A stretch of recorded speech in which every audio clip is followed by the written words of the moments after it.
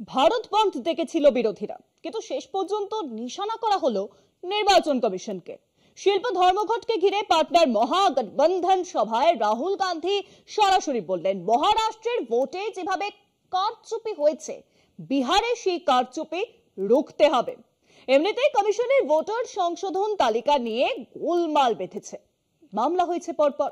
সেই ঘটনা জের টেনে আরজেডি নেতা তেজস্বী যাদব তিনি দাবি করেছেন নির্বাচন কমিশন শাসক দলের হয়ে কাজ করছে।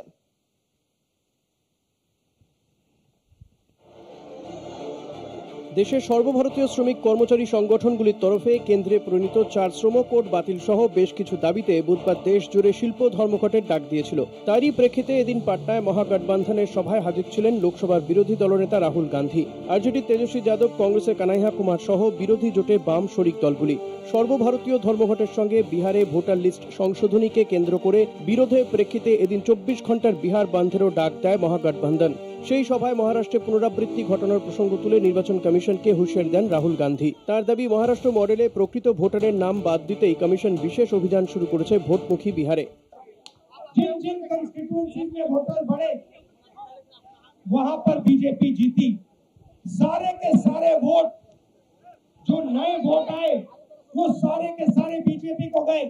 তেজস্বীর ইঙ্গিত, কেন্দ্রীয় শাসক বিজেপির হয়ে রাজনৈতিক উদ্দেশ্যে সংশোধনী অভিযান শুরু করেছে রাজ্যে। কমিশন শাসকের রাজনৈতিক শাখা হিসেবে কাজ করছে বলে মনে করে বিহারের বিরোধী দলনেতা।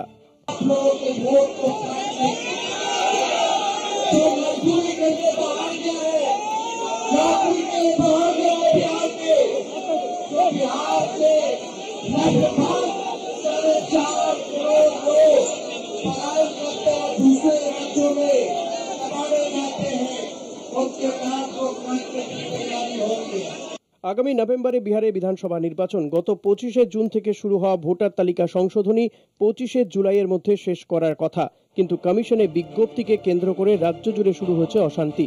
এদিনের সভা থেকে বিরোধীরা যেভাবে এককাট্টা হয়ে কমিশনকে কাঠগড়ায় তুলেছে, তাতে নির্দিষ্ট মেয়াদের মধ্যে নতুন খসড়া ভোটার লিস্ট প্রকাশ অনিশ্চিত হয়ে পড়বে বলেই সংশ্লিষ্ট মহলের আশঙ্কা।